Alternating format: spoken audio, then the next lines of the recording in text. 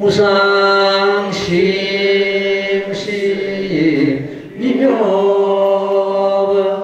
백천만근만요 아문경득 수지 오래오래 지시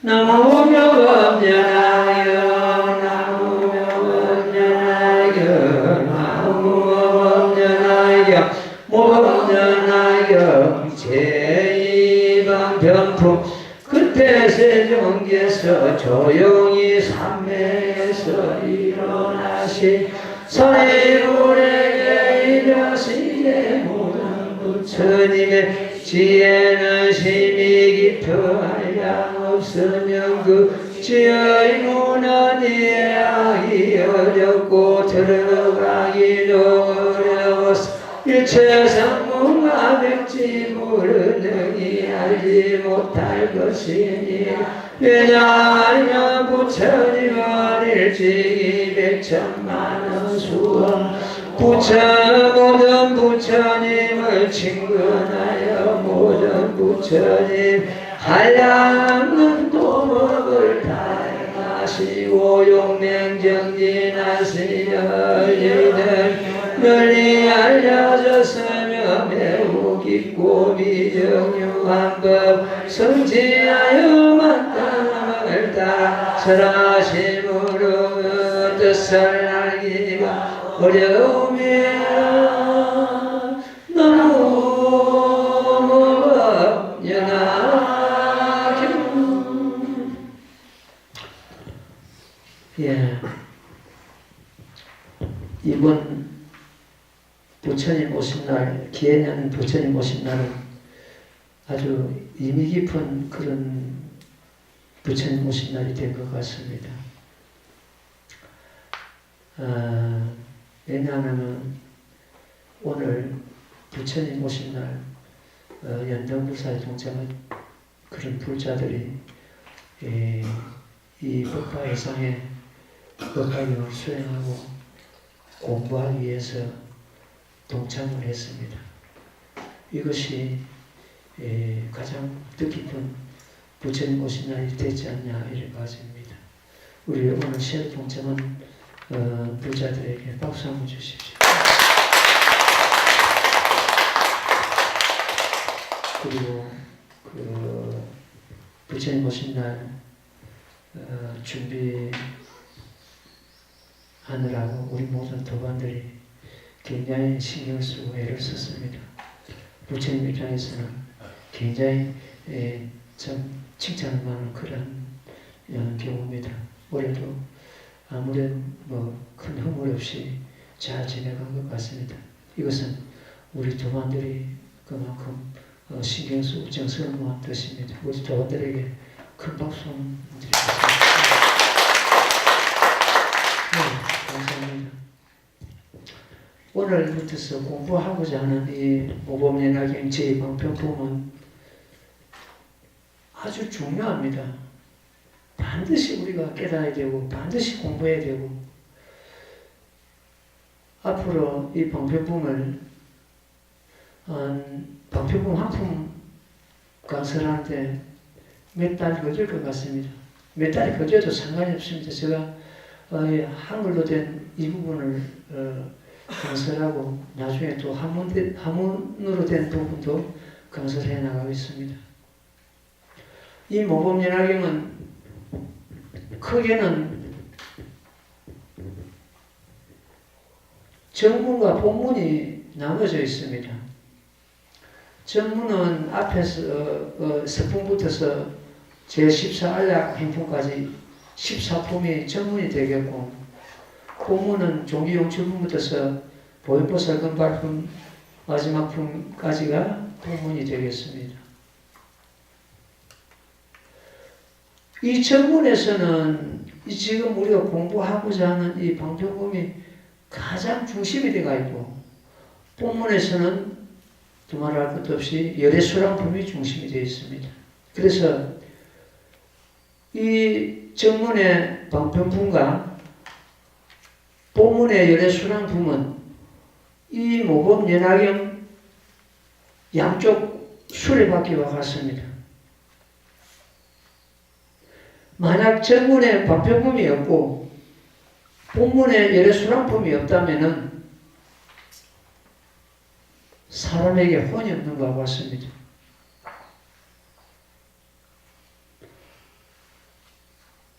생명이 없는 것과 같습니다.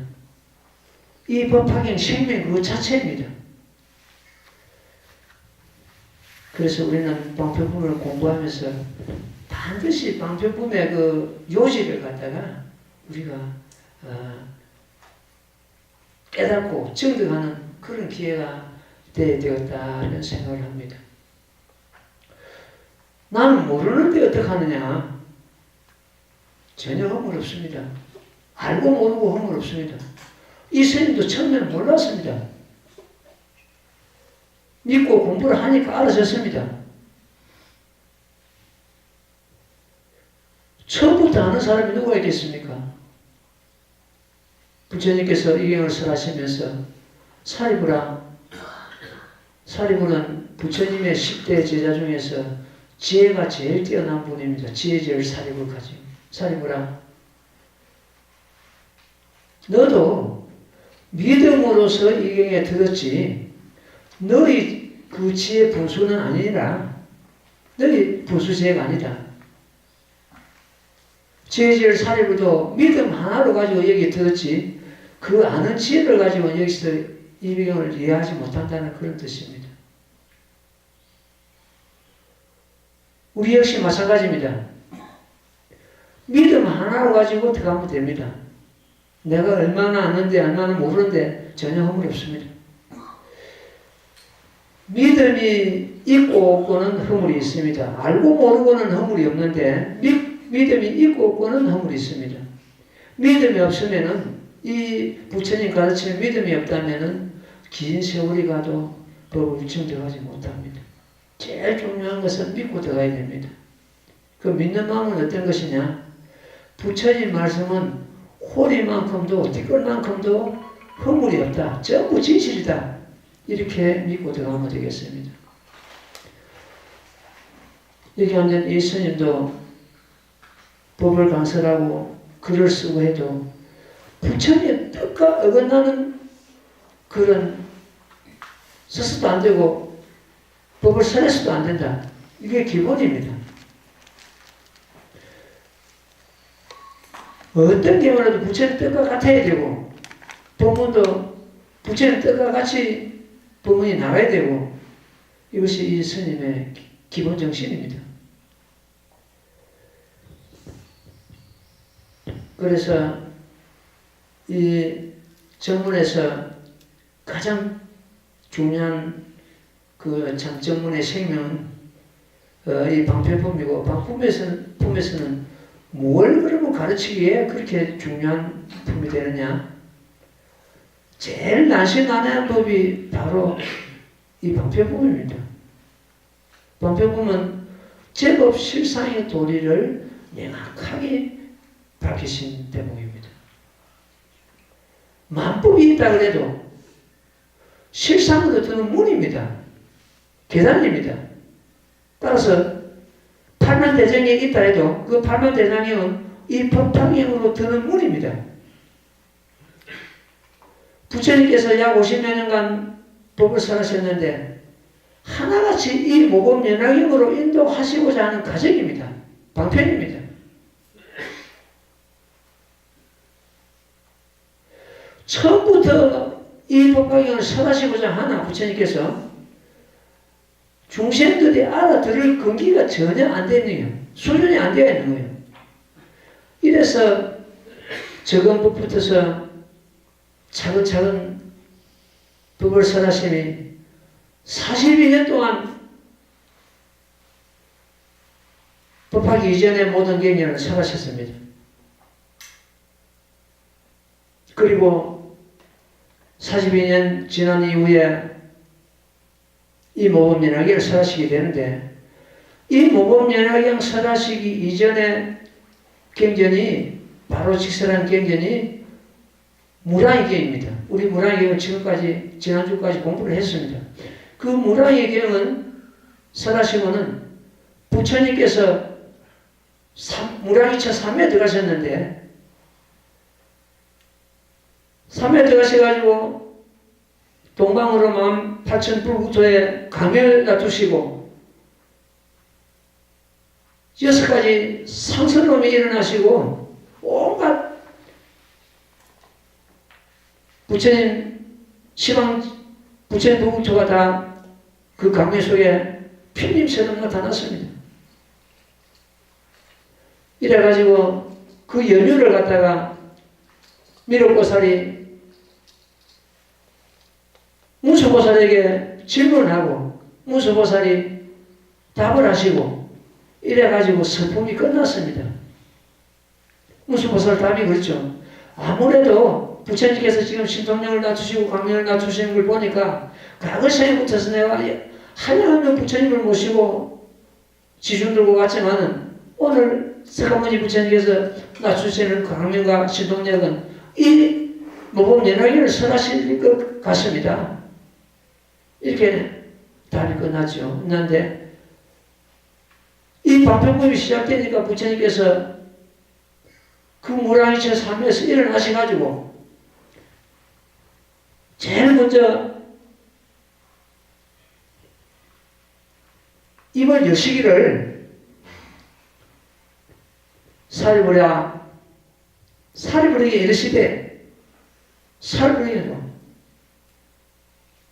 사리부리는 말씀하신 대로 부처님 제자 중에서 제일 지혜가 뛰어난 분인데 이 품에서만 사리부라 잘 들으라 사리부라 마땅히 알아라 이렇게 사리부리에게 당부하시기를 갖다가 40여 차례나 사리불 이름을 부르면서 이 법을 설하셔 나갑니다. 그 사리부라 잘 들으라 이것은 그 대중 모인 한량한 대중들이 전부 해당이 됩니다. 지금 우리들에게 해당됩니다.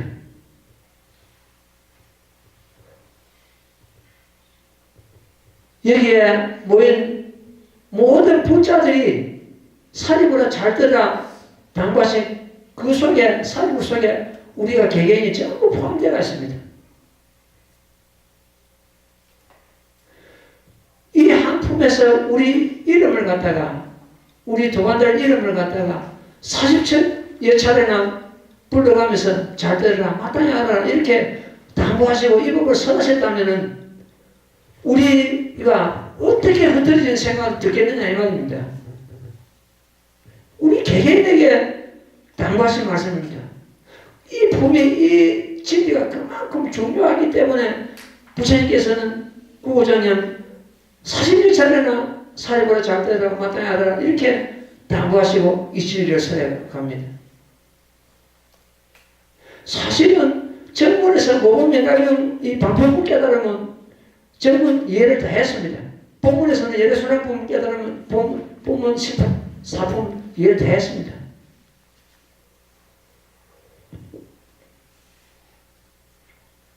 그래서 뭐 쭉쭉쭉 나가는 것보다는 어쨌든 이 일문에 하나하나를 짚어가지고 부처님 뜻을 갖다가 캐내가지고 여러분들한테 이러도록 그런 시간이 되도록 하겠습니다. 이 모범연락이 나신하다는 것은 이 문장이 나신하다기보다는 그 문장 뒤에 담겨있는 부처님 뜻, 이 뜻을 갖다가 우리는 잡아내가지고 이행해야 됩니다. 그것이 어렵습니다. 오늘도 여기 보는 것 때문에 그 저불 식상의 도리를 갖다가 잠시 말씀드리고 굉장히 들어가겠습니다. 이 방편법이 저불 식상의 확연히 드러내는 대목인데 말씀드린 대로 만 가지 법이 있다 그래도 제법 실상의 도리를 설하셔가지고 중생을 하여금 불도를 이루게 하는 것이 부처님 이 땅에 오신 근본입니다. 그럼 제법 실상이라는 도리라는 것은 어떤 것인가? 우선 제법이라는 게 있어요. 제법. 모든 법. 모든 법은 우리의 마음을 비롯한 삼남만상 벌어져 있는 모든 물질도 다 포함이 됩니다. 세상에 있다는 온갖 것이 제법입니다. 세상에 있다는 온갖 모든 것이 내 마음을 떠나서 있지는 않습니다. 그래서 내 마음 역시 제법이 됩니다. 내 마음을 떠나서는 한 법도 없습니다. 저 태양도, 저 달도, 저 우주도, 저 산천초목도 전부 있다면 내 마음 가운데 있을 뿐입니다. 제법은 삼남만상 벌어져 있는 모든 것이 제법이 되고 따라서 내 마음이 제법이 됩니다. 내 마음이 제법의 근본입니다. 실상은 뭐냐? 제법 실상은 뭐냐? 참된 진실한 성품이죠.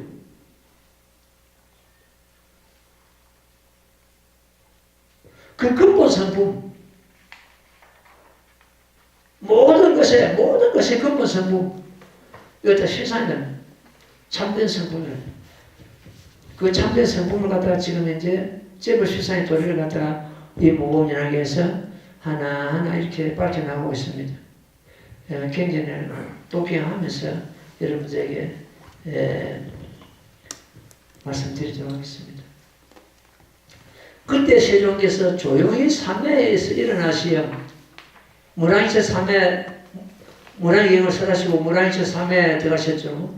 앞에 서품이 있었는데 서품에서는 부처님께서 무량일체 삼매에 계셨기 때문에 한 말씀도 안 했습니다. 지금 이제 사리부리에 일어나니 무량일체 삼매에서 일어나셔가지고 사리부리에 일어나니 한 이 처음 문자 입을 여시는 대목입니다.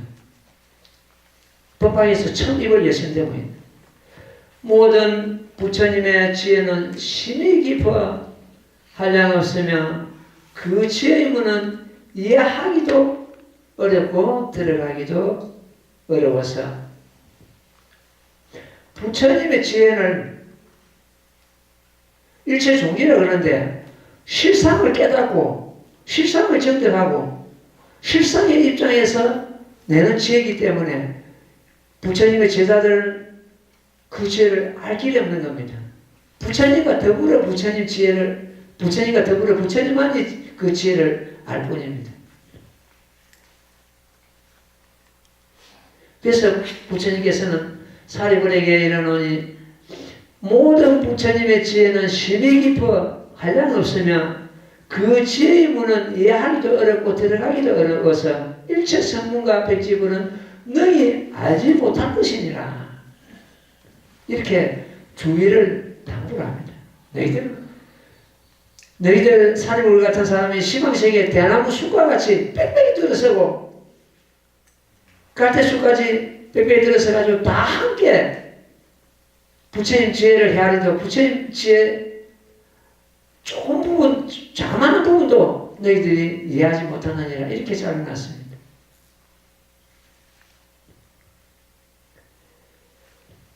부처님의 지혜는 시방세계에 내리는 빗방울 수를 다 아신다고 되어 있습니다.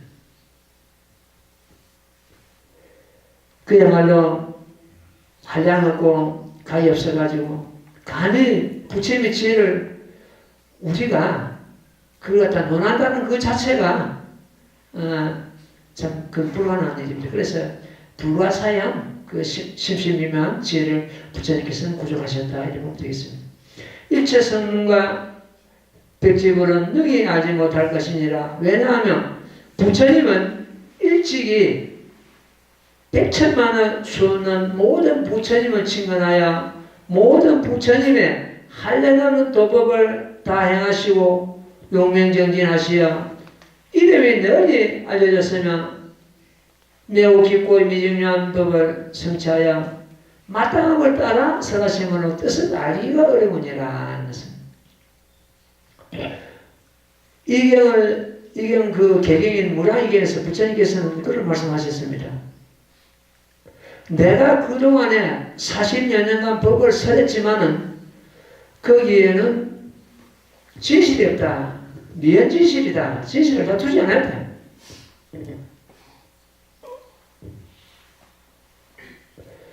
부처님 스스로 설하신 경전을 갖다가 여기서 거기에는 진실이 없다고 잘라버렸습니다. 다른 표현에서 부처님 스스로 설하신 법을 갖다가 끊어버렸습니다. 파해버렸습니다. 거기는 진실을 다투지 않았다. 지금 이 품에서 좀 뒤에 나옵니다만도 나는 그동안에 진실을 다투지 않는 그걸 방편법이라는데 방편법을 버리고 바로 꼭 여기서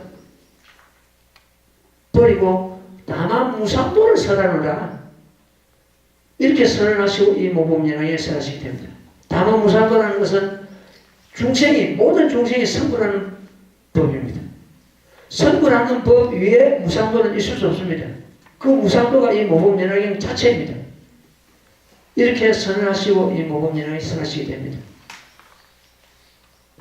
따라서 모범연왕경 이전의 모든 경전은 이 모범연왕경으로 중생들을 인도하시고자 설하신 계단을 갖고 그걸 갖다 방편법이라고 합니다. 방편은 하나의 수단이죠. 수단이다. 수단법이고 하나의 더 솔직히 말하는 것은 거짓이다. 그는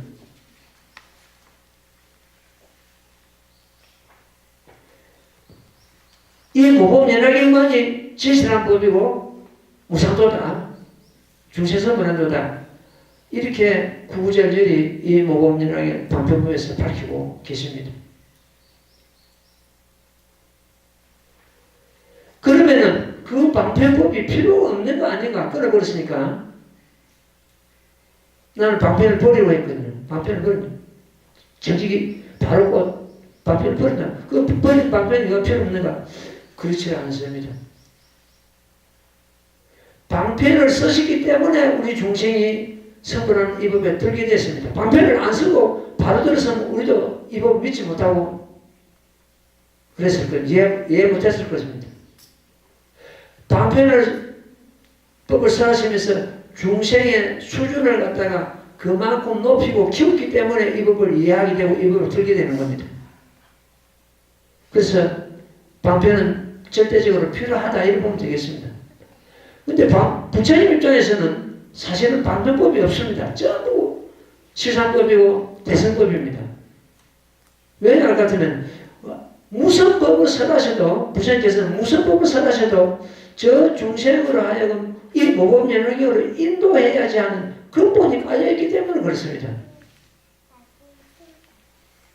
어떤 법을 설하셔도 부처님 입장에서는 대승법입니다. 큰 법입니다.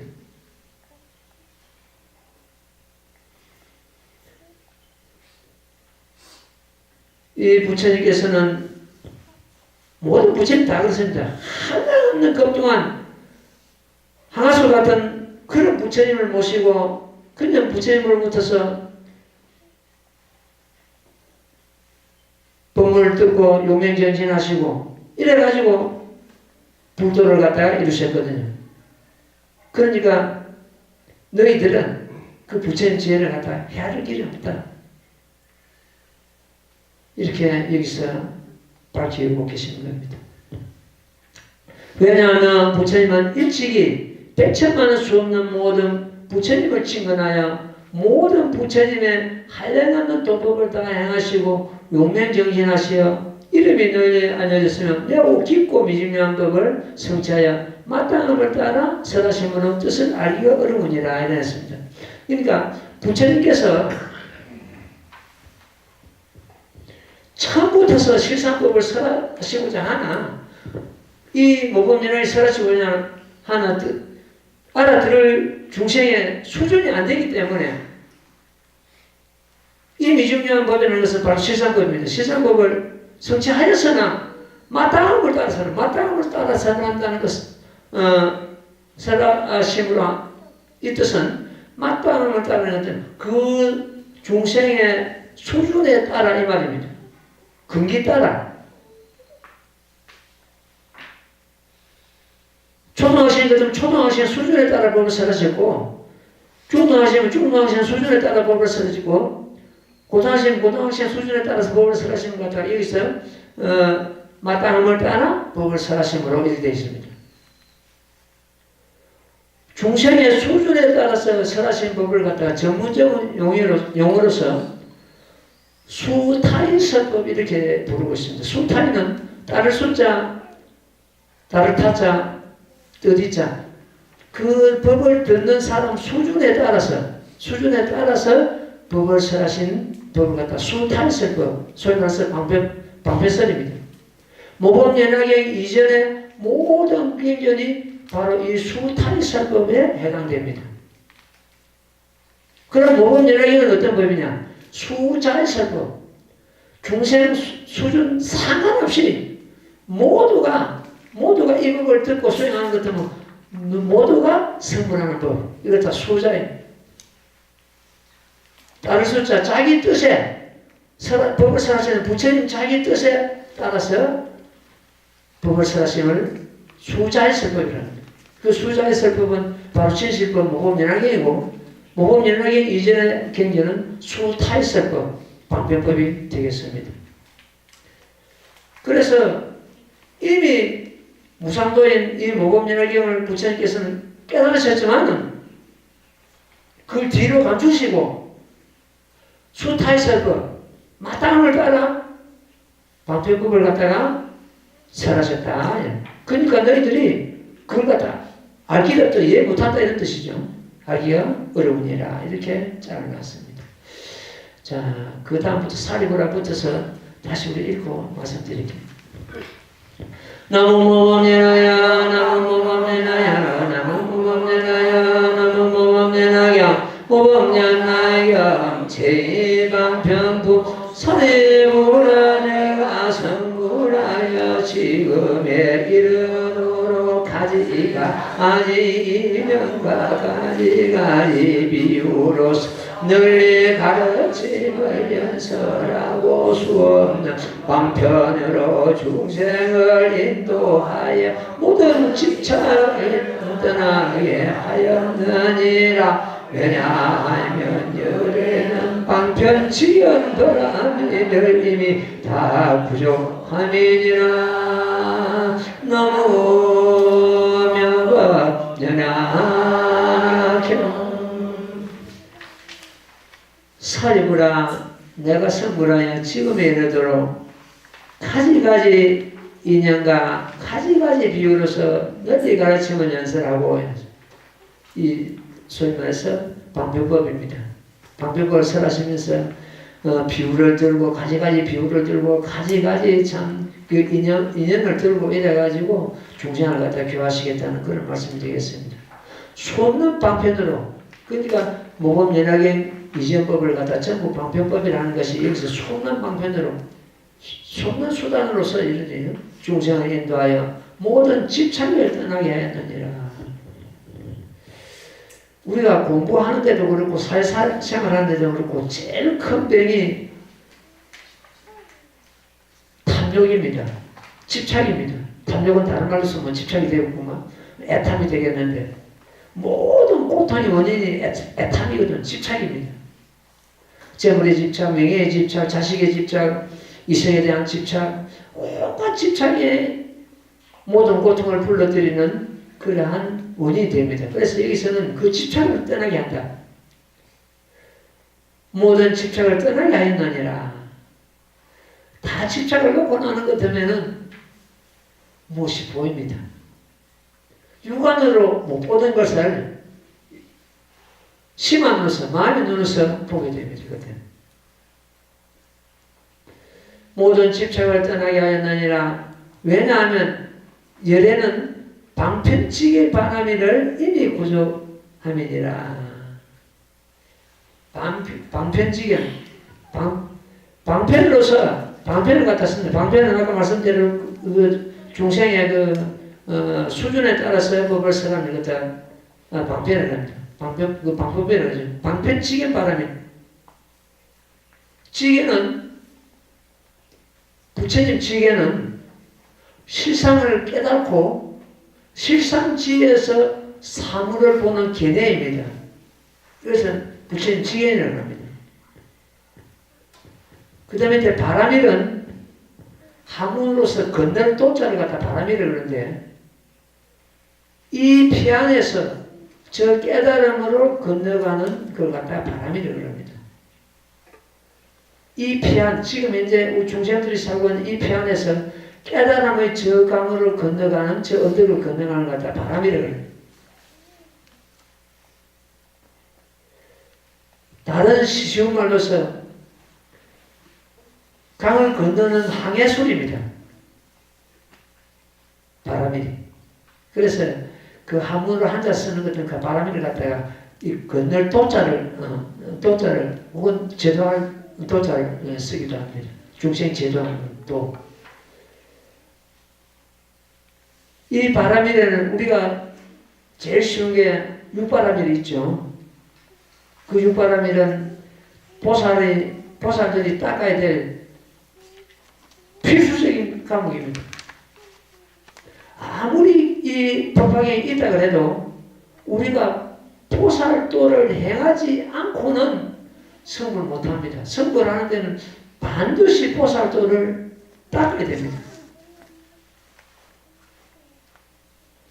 이 모범연하게 믿고 수행하는, 받아들이고 믿고 수행하는 그 자체가 물론 육바람입니다.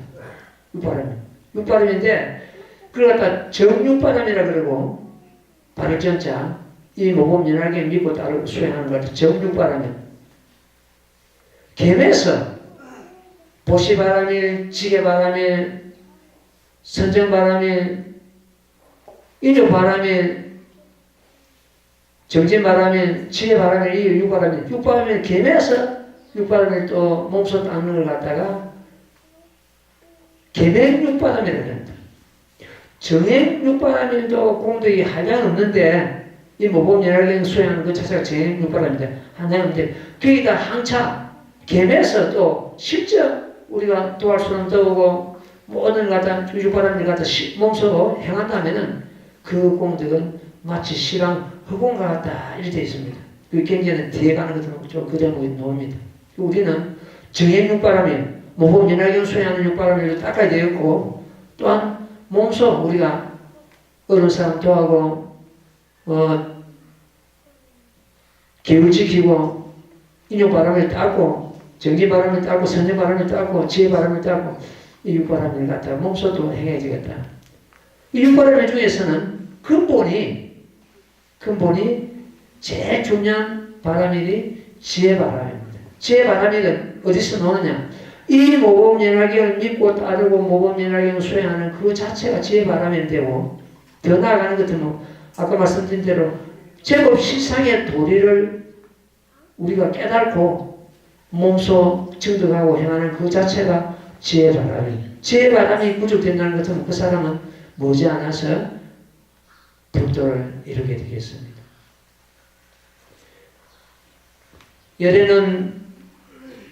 열애의 지견의 바람에는 이미 다 구조하였다. 열애는 방편지견 바람이를 이미 다 구조했다. 모든 바람이를 갖다 다 구조하셨다는 그런 뜻이 되겠습니다.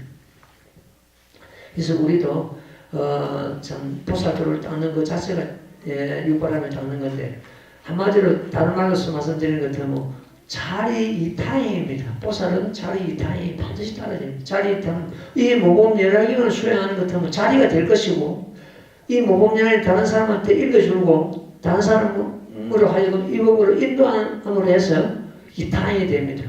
그 자리이타행이 보살도를 닦는 데는 필수적이다. 반드시 해야 된다.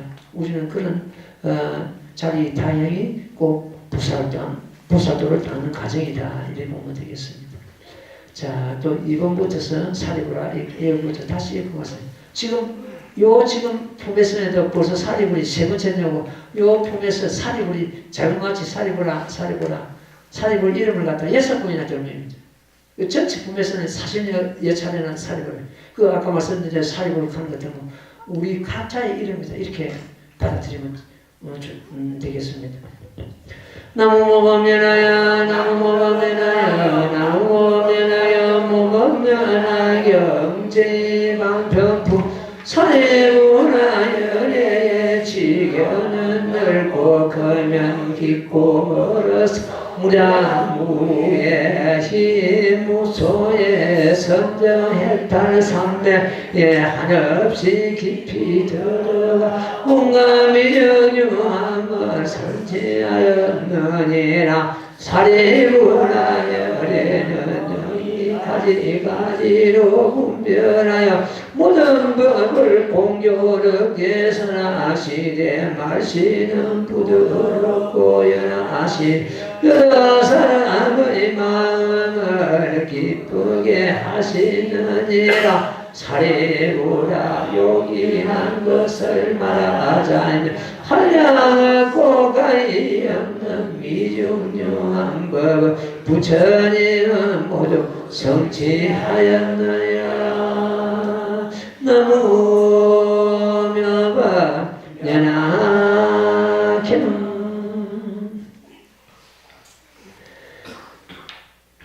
이 방편품을 공부하면서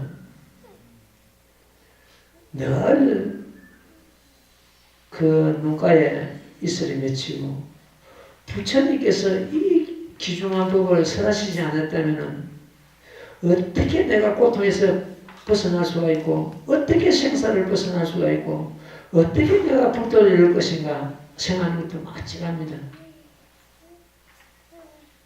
우리가 부처님을 공양하지 않을 수 없고 공양 드리지 않을 수 없는 것이 부처님 같은 분이 이 세상에 오시가 이런 진리를 갖다가 설하심을 해서 우리 중생들이 모든 고통에서 벗어날 수가 있고 생사에 달할 수가 있고 내가 마침내 부처가 될 수 있고 이 길이 열리게 된 겁니다.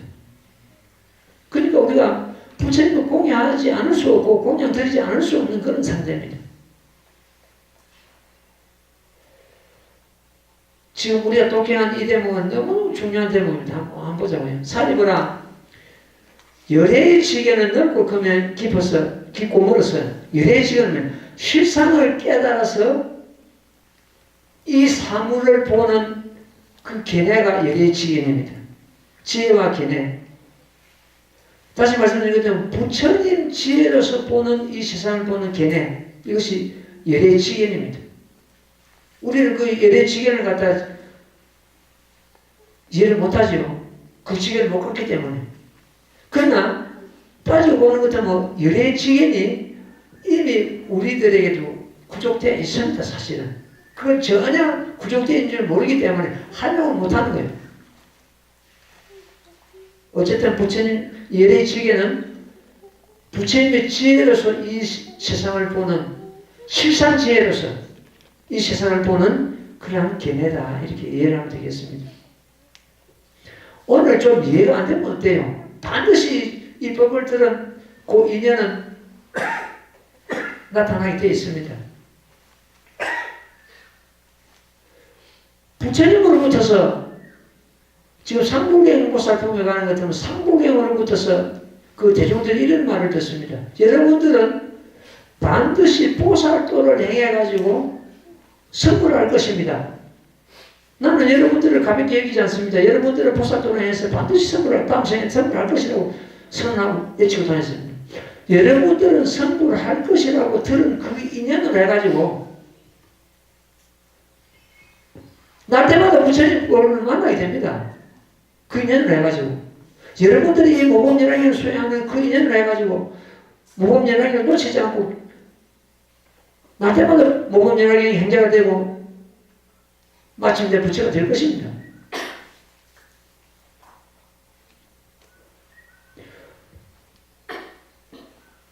이 방편목 차원에서는 우리가 선불할 수 있는 중생이 선불할 수 있는 그 길을 갖다 활짝 열어놨습니다. 이는 마치 아버지가 자식에게 농사 짓는 법을 일러주는 그런 과정입니다. 그래서 전문보다도 본문 본문이 더 수상한데 본문은 그럼 어떤 거냐? 아버지가 농사 짓는 법을 갖다가 성불하는 법을 갖다가 일러주면 물론이고 아버지가 가지고 있는 모든 재산을 갖다가 송두리째 전부 양리하는 그런 과정입니다. 예레수납법을 받아 진물해서 부처님의 전 재산을 우리가 양려받아 활용하는 그런 경우가 되겠습니다. 방법에서는 너희들이 이 법을 실사법을 해가지고 증대해가지고 부처되는 길을 일렀다고 보면 본문의 수납법에서는 너희 성품은 너희 그 자선은 이미 부처를 이루고 있느니라. 너희들이 본래부터 부처였느니라. 이렇게 이러고 있습니다. 이 말은 참말로 하기가 좀 조심스럽습니다. 말도 우리가 다 이해할 수 있는 그런 단계가 있기 때문에 내가 강설합니다.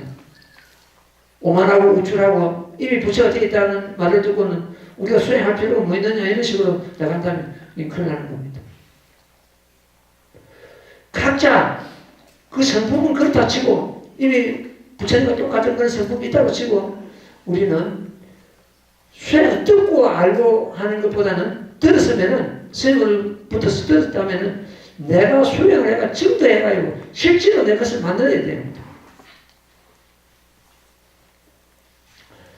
그래서 이제 이런 대목은 지금 이 방편법은 우리가 공부하고 있는 방편법은 중생이 성불하는 법을 갖다 이루고 있다 이렇게 보면 되겠습니다. 사리보라 예대의 지경은 넓고 크며 깊고 멀어서 무량, 무예, 힘, 무소예 이쪽 노는데 여기서 무량은 그건 어떤 것이냐? 이것도 사무량심이라고 합니다. 우리 이 불법에서 사무량심이라는 게 있죠. 제 사무량심을 갖다 네 가지 무량한 마음인데 이걸 갖다 살펴보는 것 같으면은 제일 먼저 첫째는 자무량심. 자무량심 그 자비할 때 자입니다. 중생에게 낙을 주니 무량한 것. 죽음을 주는 게 무량한 것. 이것이 자무량심입니다. 두 번째 비무량심. 자비할 때 비무량심.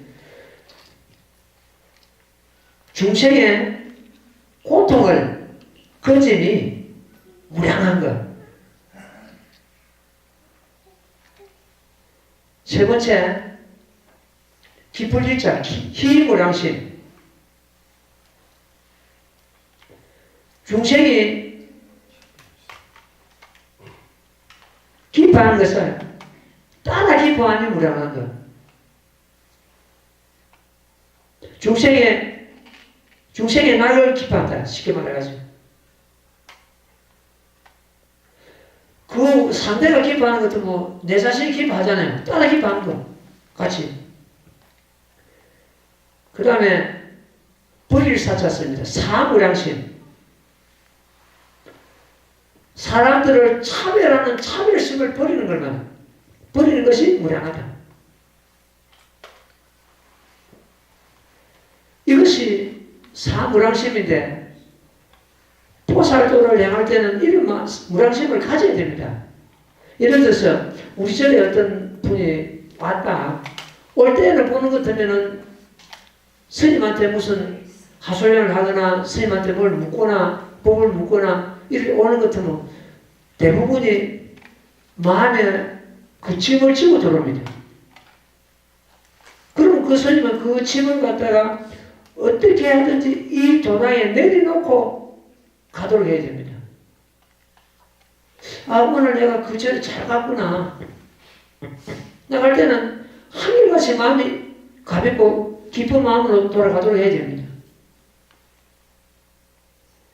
그러니까 중생에게 낙을 주는 것이 한정없는 것이 자무량심이고 중생의 아픔을 갖다가 들어주고 같이 아파하고 구제하는 것이 비무량심이고 중생에게 낙을 주고 기뻐하는 것을 따라 기뻐하는 것이 희무량심이고 어떤 중생이든 차별심을 갖지 않은 것이 차별심의 그 상을 갖다 버리는 것이 무랑하기 때문에 사무랑, 버리사자 사무랑심. 여기서 경전에서 무량무약이 되어 있죠. 이 무량은 사무랑심을 두고 하시는 말씀이다. 이렇게 이해하면 되겠죠. 그냥 무량 이게 아니고 사무랑. 이 사무랑심은 우리 보살들이 반드시 가져야 될 그런 마음가짐이죠. 그 다음에 무예. 무예도 사무예심이 있습니다. 이 애는 뭡니까? 걸림이 없는 그런 게 거죠. 무예라는 것은 아무 걸림이 없다는. 네 가지 걸림이 없는 것이 있는데, 첫째, 법무예. 가르침에 대해서 전혀 걸림이 없다. 막힘이 없다. 법을 설하는데도 걸림이 있어서는 안 되거든요. 어떤 법을 설하셔도 걸림이 없는. 그 다음에 이무예, 뜻이자입니다. 가르침을 나타내는 도리에 대해서도 아무 걸림이, 막힘이 없어야 된다. 그런 부처님 말씀 예를 들어서 지금 현재 우리 사무랑심, 사무예심을 공부할 때 여기 설명하는데 전혀 걸림이 없고 뜻이 부처님 뜻과 어긋나지 않아야 된다는 그런 뜻입니다. 그 다음에 사무예, 사무는 말씀사자를 씁니다. 어느 나라 말이라도 통하고 어느 나라 국민이라도 설법하는데 걸림이 없어야 된다. 부처님은 어떤 경우도 걸림이 없는데 우리는 그것이 안 되죠. 그 다음에 네 번째가 요설무예. 법을 설하는데 설법하는데 막힘이 없고 죽음을 가져야 된다. 네, 설법하는데 전혀 막힘이 없는 것이 요설무예다. 그래서 이걸 다 사무예도 보살들이 반드시 닦고 구조해야 될 그런 하나의 과정이다. 그 다음에 힘이 있습니다. 힘은 뭐냐 같으면 부처님만이 갖고 있는 심력이 있습니다. 10가지 힘. 우리 중생은 가 있는 볼 수 없는 그런 부처님만이 갖고 있는 심력. 이거 하나하나 설명하자고 하면 시간이 굉장히 많이 걸릴 겁니다. 우선 내가 대충 말씀드리겠습니다. 부처님만이 갖고 있는 심력. 부처님만이 지니는 10가지 위대한 힘을 갖다 여기서 힘이라고 이렇게 표현하고 있습니다. 제일 먼저 도리에 맞는 일과 맞지 않는 일을 갖다가 판별하는 힘. 두 번째가 하나하나 업념과 가보와 관계를 갖다가 여실히 하는 힘. 인연 가보를 갖다가 여실히 하는 힘. 이렇게. 그 다음에 세 번째가 팔해탈, 삼면, 팔등신, 이게 이제 그 육신통 이런 어떤 선정에 들어가서 그런 경우를 갖다 환히 아는 그런 힘이다. 누가 선정을 따고 있으면 지금 저 어느 경지에 들어갔다는 걸 갖다 아는 힘인 걸 갖다가 세 번째 힘. 네 번째는 중생의 근기에 높고 낮음을 여실히 아는 힘. 그래서 우리는 그것이 지금 안 되죠. 중생의 근기를 갖다 아시기 때문에 그 근기에 맞는 법을 갖다가 설하시는데 이 스님도 그렇고 그런 힘이 지금 현재 부족하죠. 그 다음에 다섯 번째가 중생의 가지가지 소원을 아는 힘. 즉 뭘 바라고 있구나 이걸 아는 힘. 여섯 번째가 중생과 제국의 본성을 아는 힘. 일곱 번째가 중생의 갈 곳을 아는 힘. 저기 다음 생에 어디로 가겠다 이걸 아는 힘이죠. 그 다음에 여덟 번째가 자타의 과거생일을 생각해 나는 힘. 이걸 갖다 이제 숙명통이라 숙명통이 열린 것 하면 중생의 저 과거생이 어떤 경우였고 무슨 일을 했고 무슨 업을 지고 이걸 다 하기 때문에 알죠. 그리고 아홉 번째가 중생이 여기서 죽어가지고 다음 생에 어디에 태어날 것인가 이걸 아는 힘.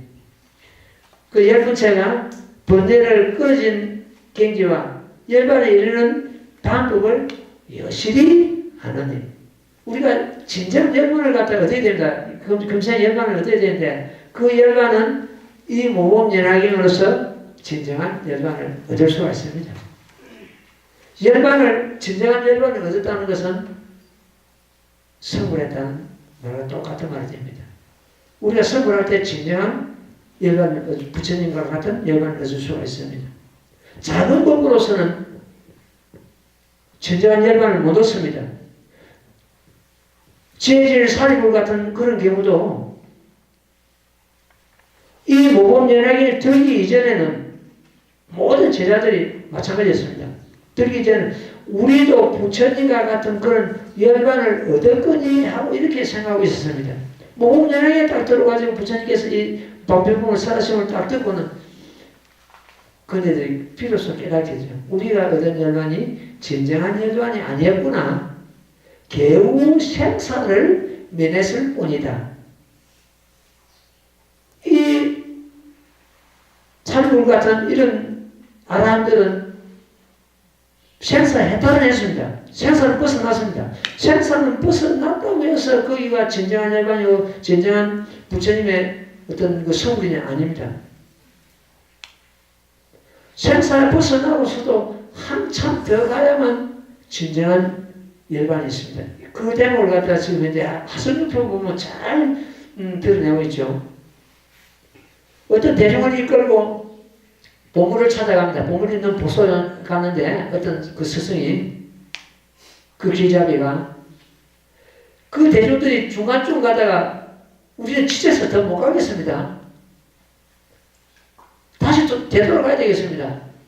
하니까 그 길잡이가 중간에 그 500유선을 지나가는 그 보배가 있는 당처인데 300유선을 지나가지고 거기다가 하성을 만들어 놨고 하작의 성을 차라는 성을 만들어 놨고 너희들 지쳤으니까 여기서 좀 쉬어가자. 그래가지고 그 하성에 들어가가지고 그 대중들이 거기서 쉽니다. 다 쉴 줄 알고 쉬고 피로가 풀린 줄 알고는 그 하성을 없애버리고 이거는 내가 너희들이 지쳐서 되돌아가려 하기에 방편으로서 성을 만들어가 잠시 쉬게 했을 뿐이다. 여기가 우리 보물 있는 그 보소가 아니다. 여기서 더 나아가야만 보물 있는 곳이 있다. 이래가지고 대중들 이끌어가죠. 그 지금 이 성문이나 영학들이 열반을 얻었다 하는 것은 부처님께서 하성을 만드는 그런 이치가 똑같다. 다시 말씀드린 것처럼 진정한 보물이 있는 곳은 500유수를 지나야 되는데 300유수를 지나가야 하성을 만들었습니다. 더 앞으로 더 나가야 됩니다. 지금 이 살불 같은 이런 성문들이 얻은 열반은 그 하성과 같은 것이다. 개우 생사를 면했을 뿐이다. 거기서 더 나아가야만 진정한 부처님 열반을 얻을 수 있다. 그 진정한 열반은 바로 이 모범연약에서 가능하다. 이렇게 이해를 하면 되겠습니다. 또 10가지 힘을 드렸고, 그 다음에 이제 무소에. 무소에는 4가지 설법을 하는데 부처님께서는 두름이 없는 것. 위에는 두루를 했잖아요. 두를 바가 없다. 4가지. 법을 갖다 명확히 깨닫고 명확히 아는 것 같으면 법을 설하는데 두름이 있을 수가 없죠. 자기가 모르니까 두름이 생기지. 우리 중생들은 법을 설하는데 두름이 있지만 부처님께서는 전혀 두름이 없다는 그런 의미입니다. 두름 없는 것도 4가지가 있는데 또 살펴보는 것 같으면 제일 먼저 정등각 무소에 나는 바르게 깨달음을 사람이다. 거기에 대한 어떤 자신감이 완전히 있다는 거죠. 이 세상에서 지금 현재 제일 바르게 정등학을 이룬 분은 부처님들밖에 없습니다. 지금 무슨 타종계의 어떤 무슨 절대자니 뭐 어쩌니 하는 그 일반적인 무슨 도교다 뭐다 그 정등학 못 이뤘습니다. 흔히들 사성인이라 해가지고 서가모니, 예수 그리스도, 공자, 소그라데서 일어섰는데 부처님만이 무상정등각을 이루셨고 나머지 다른 분들은 정등각까지 못 올랐습니다. 사무소에 부처님께서 제일 먼저 법을 설하심에 있어가지고 네 가지 두려움 없는 걸 갖다가 사무소이라고 그러는데 제일 먼저가 나는 바르게 정등각을 이룬 사람이다. 거기 어떤 자신감을 갖고 있는 거예요. 두 번째는 나는 번뇌를 완전히 끊은 사람이다. 이런 자신감을 가지고 있고, 세 번째가 나는 법을 설하되 다른 이의 비난을 다른 사람들이 비난하거나 헐뜯고 하는 것을 두려워하지 않는 그런 자신감이 있다. 그 다음에 네 번째가 나는 제자들에게 꼬여서 벗어나는 도에 대해서 법을 설하기 때문에 거기에 대해서 자신감이 있다. 어떻게 하든지 그 제자들이 그 꼬여서 벗어나게 하는, 고통에서 벗어나게 하는 그런 자신감이 있다. 이런 뜻입니다. 이 네 가지를 갖다 여기서 무소에 이렇게 표현을 해놨습니다. 그 다음에 선정. 우리가 선정을 닦아야 되는데, 이 선정은 우리 지금 제목 봉창하는 사람들은, 나무모범진을 이은 사람은 선정을 별도로 닦을 것 없이 나무모범진에게 일심으로 풀려가는 그때가 선정 닦는 때입니다. 이 선정은 가장 안정된 상태, 마음의 상태를 갖다가 이 선정 닦는 그런 상태. 그래서 제목 봉창은 일심으로 풀려가는 그런 경우가 선정된 닦는 그런 경우가 되어 있습니다. 그 다음에 해탈. 해탈은 여러 가지 해탈이 있죠. 어떤 꼬에서 해탈하는 방법이 있고 또 무슨 생사 해탈도 있을 것이고, 진정한 해탈은 내가 성불함을 해서 얻을 수가 있고 뭐 이렇습니다. 그래서 해탈. 어쨌든 우리는 그 집착에서 우선 벗어나야 됩니다. 고통에서 우선 벗어나야 그 집착에서 놓아버리고 해탈하는 것은 우선 고통에서는 해탈이 됩니다. 그 다음에 삼매. 이 삼매는 세 가지, 이 매가 잠드는 데, 잠드는 걸 말합니다. 어떤 생각이나 번뇌나 무슨 이런 게 이제 잠들고 고요한 상태, 이런 상태가 삼매인데, 우리가 경전을 갖다가 일심으로 독경하는데, 독경하는 거기에 혼신을 다하기 때문에 어떤 잡념이나 이게 안 들어오죠. 그때가 이제 그때를 갖다가 독경삼매를 합니다. 또 사경을 할 때, 경전을 뺏기 쓰고 사경을 할 때, 그 사경하는데 정신을 몰입하다 보는 것도 다른 잡념이 싹 사라지고 사경한 내 자신이고 한 일체가 되는 그런 경우가 옵니다. 그때는 사경삼매에 들어간 겁니다.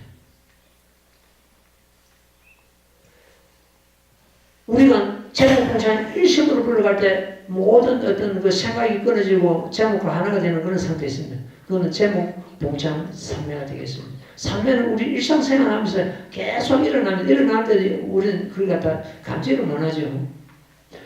근데 스님도 이 독경을 할 때는 이 목에 무리가 가기 때문에 소리를 맨 처음에 낮춥니다. 낮춰가지고 조용히 이렇게 독경을 하다 보는 것 같으면 그 독경 삼매에 들어가는 것 같으면 톤이 올라갑니다. 올라가가지고 독경하는 거기에 빠지고 내가 톤이 올라간 걸 갖다 어떤 몸에 무리가 온다는 것 같아 전혀 모르는 거예요. 나중에 그것을 독경이 끝나고 보는 것도 목이 꽉 잠겨있고 목에 무리가 갔구나 이런 것을 알게 되고 제가 봉창할 때도 막 그러고 있습니다. 그건 삼매 중에서 이렇기 때문에 스님은 밭에 가서 일을 해도 일 삼매에 들어갑니다. 일 삼매에 들어가는 것 때문에 일이 고단한지 모릅니다. 그냥 하는 거예요.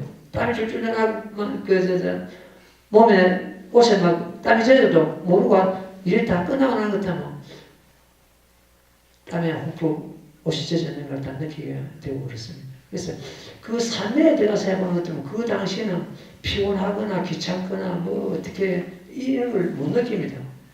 그냥 거기 일하는 일 삼매 같은 일 거기에 몰입되어 있기 때문에 그렇습니다.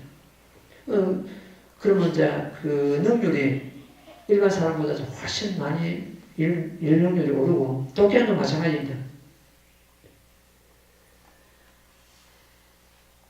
독경하거나 제목부터 이제 삼매 중에서 하는 것도 하고는 끝나가는 것도 굉장히 개운하고 가볍고 사람 그렇습니다. 홀로홀합니다. 나아갈 것 같습니다. 그런 이제 입장에서 독경하고 제목 봉창하기 때문에 삼매 중에 한다 이렇게 보면 되겠습니다. 삼매는 모든 그 번뇌망상과 생각이 잠든 상태다 이렇게 보면 되겠습니다. 삼매에 한없이 깊이 들어가 온갖 미중요한 법을 성취하였느니라. 온갖 미중요한 법이라는 것은 모든 법이 다 여기서 미중요한 법에 포함이 됩니다. 앞에 방편법도 포함되고 시상법도 다 포함이 됩니다. 사리보라 여대는 능히 가지가지 분별하여, 이게 가지가지 분별하는 게 방편법이 되겠죠. 모든 법을 공교롭게 써가시되 말씀은 부드럽고 연하시어 여러 사람의 마음을 기쁘게 하시느니라. 예, 부처님 말씀은 부드럽고 공교하고 질직하기 때문에 듣는 사람이 기뻐하지 않을 수 없는 그런 음성이고 그렇죠. 예, 오늘은 여기까지 공부하겠습니다. 여기까지 공부하고 다음 시간부터 차근차근히 다음 시간에는 아주 중요합니다. 심려시가 나오죠. 이 심려시가 제법 실상의 도리를, 사실은 제법 실상의 도리는 말길이 끊어지고 생각이 끊어진 상태인데 말로서 아무리 변제라도 표현이 안 되는 게 제법 실상의 도리인데 부처님께서는 뿌듯히 중생을 예시키기 위해서 뿌듯히 심려시라는 법을 가지고 제법 실상을 도리를 깨닫게 했습니다. 그래서 심려시를 다음 시간에 우리가 공부하도록 하겠습니다. 이 심려시 공부를 우리가 법을 들음으로 해서 제법 실상의 도리를 갖다가 그래도 우리가 이해하고 잡는데 큰 어떤 도움이 안 되겠나 이렇게 봐집니다. 오늘 이만큼 할게요. 네. 네, 제목 좀 동창 좀 하겠습니다. 나무모범연하여 나무모범연하여 나무모범연하여 나무모범연하여 나무모범연하여 나무모범연하여 나무모범연하여 나무모범연하여 나무모범연하여 나무모범연하여 나무모범연하여 나무모범연하여 나무모범연하여 나무모범연하여